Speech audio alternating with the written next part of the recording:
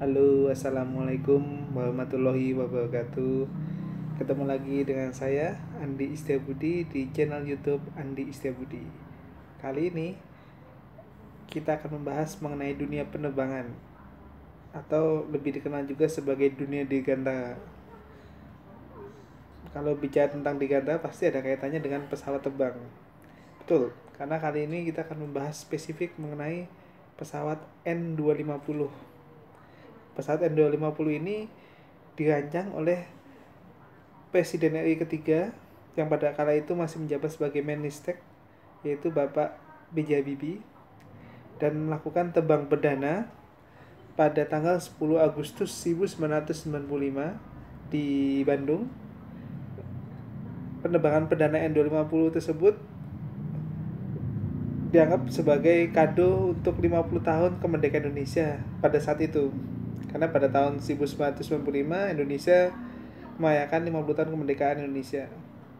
Nah, pesawat N250 tersebut itu ada dua, yaitu N250 Gatot dan N250 Klincing Wesi.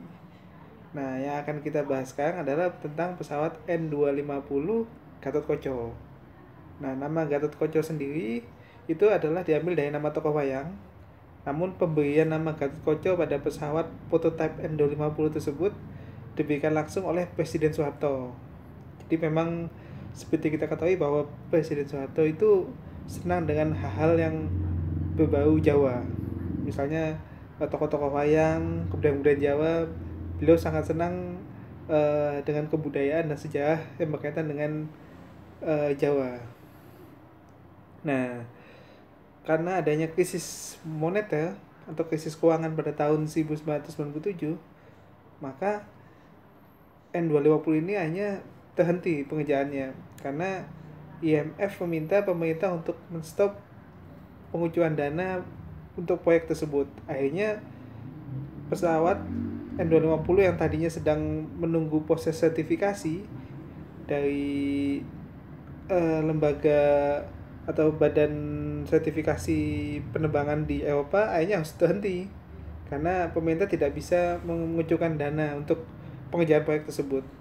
Dan ditambah dengan adanya krisis moneter atau krisis keuangan yang berkepanjangan pada saat itu, akhirnya secara otomatis IPTN, kalau sekarang namanya PT Dirgantara Indonesia, juga tidak mampu melanjutkan proyek tersebut. Bahkan IPTN sendiri sempat mengalami dinyatakan pilot sebelum akhirnya keputusan tersebut dicabut. Gitu. Nah, lalu apa yang terjadi dengan N250? Selain proyek tersebut tidak berlanjut lagi, prototipe tersebut nyaris tidak pernah ditebangkan kembali dan hanya tersimpan di hanggar yang ada di komplek Bandara Hussein Sastra Bandung. Kalau teman-teman menonton film Habibie Ainun, kita bisa melihat bahwa ada adegan di mana Reza Hadian masuk ke dalam hanggar N250 dan memegang baling-balingnya. Itu mungkin penampilan pertama dan terakhir kalinya prototipe N250 dalam adegan film.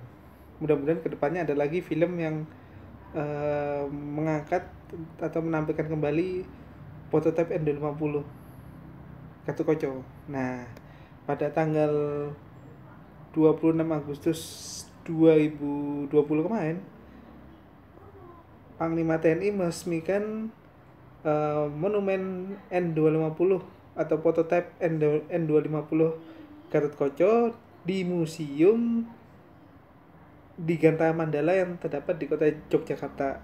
Jadi Museum Dirgantara Mandala itu isinya segala hal yang berkaitan dengan sejarah TNI Angkatan Udara, termasuk pesawat-pesawat yang pernah digunakan oleh TNI Angkatan Udara. Nah, jadi sekarang prototipe N250 Gatot Koco ada di Yogyakarta. Dan karena sudah jadi koleksi museum, otomatis N250 Gatot Koco tersebut tidak akan pernah terbang kembali.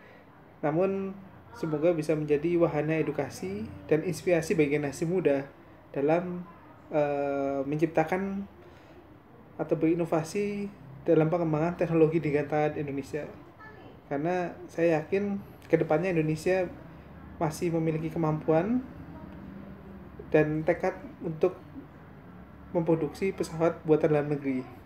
Mudah-mudahan cita-cita mulia B.J. Habibie tersebut tidak akan hilang dan tetap ada di jiwa dan semangat anak-anak muda Indonesia. Berbicara tentang N250 Gatot-Kaca, saya sendiri juga memiliki ini. Ini adalah souvenir SHP atau sampul hari pertama yang diterbitkan oleh PT Pos Indonesia pada tahun 1995 dalam rangka penerbangan perdana pesawat N250. Nah, kebetulan yang saya miliki ini sudah ditandatangani langsung oleh B.J. Habibie, walaupun bukan pada tahun 1995. Jadi, B.J. Habibie menandatangani ini untuk saya pada tanggal 9 Juni tahun 2000. Bisa dilihat nih. Ya kan? Jadi pada saat itu saya mengirimkan surat kepada beliau. Pada tahun 2000 tersebut beliau itu tinggal di Jerman pada saat itu. Jadi saya kirim surat dan beserta dengan beberapa SHP atau sampul hari pertama lainnya yang saya miliki ke rumah beliau yang ada di Jakarta, di Pata Kuningan, dan beberapa bulan kemudian baru dibalas. Nah, akhirnya bisa dilihat nih, B.J. Habibie berkenan membalas SHP saya dan ikut tantanganin. Ini mungkin akan menjadi kenangan-kenangan yang sangat berharga dan mudah-mudahan bisa menjadi sarana edukasi juga atau warisan sejarah untuk generasi muda kita. Mudah-mudahan saya berkesempatan untuk menunjukkan kepada umum di lain waktu dan lain kesempatan agar masyarakat bisa mengetahui seperti apa tantangan Bapak Habibie dan seperti apa sampul hari pertamanya. Tuh, ada seperti lihat. Ada gambar pesawat N250 dan Gatot-Kaca. Bisa dibayangkan kalau pesawat ini benar-benar dulu diproduksi, Indonesia bisa menjadi negara yang kuat di bidang dirgantara. Itu aja yang ingin saya sampaikan. Sekali lagi, semoga Indonesia bangkit, lebih tepatnya industri dirgantara Indonesia bangkit, dan mari kita tumbuhkan semangat cinta dunia dirgantara Indonesia. Karena TNI Angkatan Udara pun juga semakin kesini semakin membangun kekuatan TNI Angkatan Udara dengan inovasi dan alutsista yang bagus. Mudah-mudahan kedepannya semakin profesional dan menjadi Angkatan Udara yang disegani di kawasan Asia Tenggara. Demikian video dari saya, semoga bermanfaat. Jangan lupa klik subscribe dan silahkan kasih komen, masukan, kritik, dan pasti akan saya balas. Sekali lagi terima kasih. Wassalamualaikum warahmatullahi wabarakatuh.